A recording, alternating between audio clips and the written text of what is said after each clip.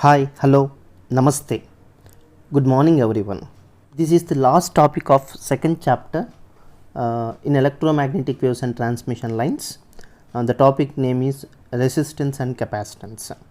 I am Dr. Kasigari Prasad, Associate Professor, Graphologist, Writer and Motivational Speaker from the Department of Electronics and Communication Engineering, Annamacharya Institute of Technology and Sciences, Rajampet. I request respected faculty members, dear students and all learners, before we start the video lecture on this one, I request everyone kindly take a notebook with a pen and write the important points and equations for better understanding.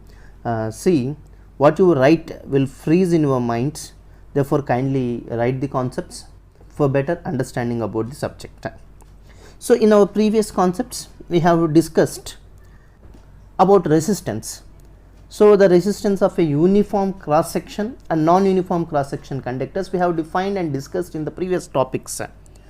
So for a uniform cross section conductor, the resistance can be given as R is equal to rho C into L by S. This is the derivation we have taken from our previous classes. Similarly, for a non-uniform cross section, the resistance can be taken as R is equal to V by I, and that is equal to integral V is equal to E dot dl and I is equal to integral J dot ds, where J is equal to sigma E dot ds. So here V is equal to minus integral E dot dl, but we are neglecting here minus symbol. The reason behind this, we need to focus only on the absolute values, therefore we neglect that value. Now there are particular methods and steps to be followed to identify resistance. So in order to find or determine resistance, few steps are there, among which the first step is choose a suitable coordinate system, and second one is assume potential V naught and the potential difference between the conductor terminals as V naught. Third one is solve for Laplacian equation, that is, as we know V now, then we can calculate del square V, the Laplace of that one. So find del square V, from that you can obtain V, potential V. Once you determine V, then determine E, as E and V has a relation, E is equal to minus del V. So as we have V and E now you can calculate I, that is I is equal to integral sigma E dot ds, integral J dot ds actually, that is integral sigma E dot ds. So you found V now, we found E now, and also we determined I. So now resistance R is equal to V by I. As you already know V and you calculated I, then now resistance R is equal to V naught divided by I. So these four are the steps that are required to identify or determine the resistance of a conductor in uniform and non-uniform. Particularly we are talking now about non-uniform conductors. Okay. In essence, we assume V naught, let us assume V naught and find I.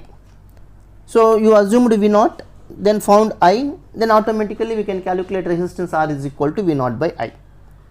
In an alternative method, there is one possibility, there is another possibility. You assume I naught first, then calculate V, and then finally calculate resistance R is equal to V by I. In a similar way, we can even find the capacitance also. As of now we identified resistance.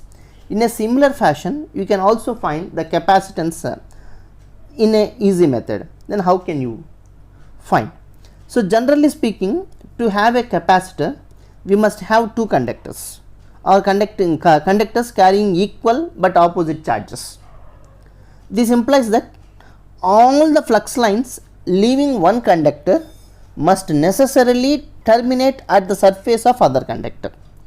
See, we should have two conductors, conductor 1, conductor 2, and each of these two conductors are carrying the positive charge as well as negative charge, equal in magnitude but opposite. Now the concept is, this implies that these two current carrying conductors will produce some flux lines, and all the flux lines leaving one conductor must necessarily terminate at other conductor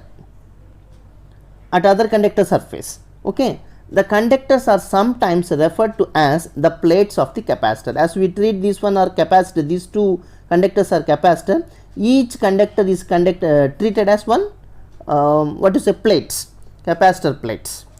So the plates may be separated by free space or with some dielectric material also. Okay. Now consider two conductor capacitors as shown in figure. So in this figure we have potential here, that is the potential difference is V, and this is one conductor, this is conductor 1, this is conductor 2, these two are conducting plates. So this is having positive charge Q and this is having negative charge minus. So the electric field is produced as the charges are moving, the electric field is produced. This is electric field direction, and these are the flux lines, that are produced here. Okay. Now with reference to this diagram, let us see. The conductors are maintained at potential difference V. We know that this is the potential difference we have taken. Therefore that potential difference V is equal to, since the first conductor is having a potential V1, second conductor is having a potential V2, therefore the potential difference V is equal to V1 minus V2, that is equal to integral 2 to 1 E dot dl, where E is the electric field existing between the two conductors, conductor 1, and it is assumed to carry a positive charge. Note here that electric field is always normal to the conducting surface. This is an important concept which we have studied from Coulomb's law, Gauss law concepts already. Now let us discuss now in terms of capacitance. How are we going to identify the capacitance? So we define what is capacitance first. Capacitance of the capacitor is defined as the ratio of the magnitude of the charge on one of the plates to the potential difference between them. I repeat, it is the ratio of the magnitude of the charge on one of the plates to the potential difference between them. So between two charges we are having capacitance C is equal to each capacitor plate is carrying a charge of Q, therefore Q divided by potential difference V, therefore C is equal to Q by V. Then what is total charge Q here? Epsilon naught closed integral E dot ds. So the amount of electric field present there is E dot ds, and potential is already integral E dot dl. Okay. So this is our fourth equation. Now with reference to this fourth equation, here we have neglected the minus symbol here, since we are concentrating only on the absolute value of V. The capacitance C is a physical property of the capacitor and it can be measured in terms of Faradays. Capacitance is measured in terms of Faradays. So from the fourth equation, we are here to identify or determine capacitance, and that capacitance can be calculated in two ways. The first method is assuming Q charge, we assume Q and then determine V. Once we assumed Q and determined V in terms of Q, including Gauss law, we can find capacitance C is equal to Q by V. That is first method, this one. Then we can assume V, calculate Q in terms of V, and then we calculate capacitance C is equal to Q by V. This is involved with Laplace equation, whereas the first case it is involved with Gauss law. In the second case it is involved with Laplace equations. These were the two methods which are there to calculate capacitance. Now let us see, assume Q and then determine V in terms of Q involving with Gauss law, and this method involves some steps to find capacitance. Then what are the steps? What are those steps? First one, as similar to our resistance concept here, choose a coordinate system. Second one, let the two conducting plates carry positive charge and negative charge. Okay. Then the third one is determine E, electric field E, by using Coulomb's law or Gauss law, and find V from V is equal to minus integral E dot dl. And we neglect the negative symbol here, as we are concentrating only on absolute value. So once we found V and we also know Q, then it is easy to calculate C is equal to Q over V. So by using these four different types of steps, we can calculate what is capacitance. Let us now apply this mathematical and attractive procedure to determine capacitance of some important two conducting configurations.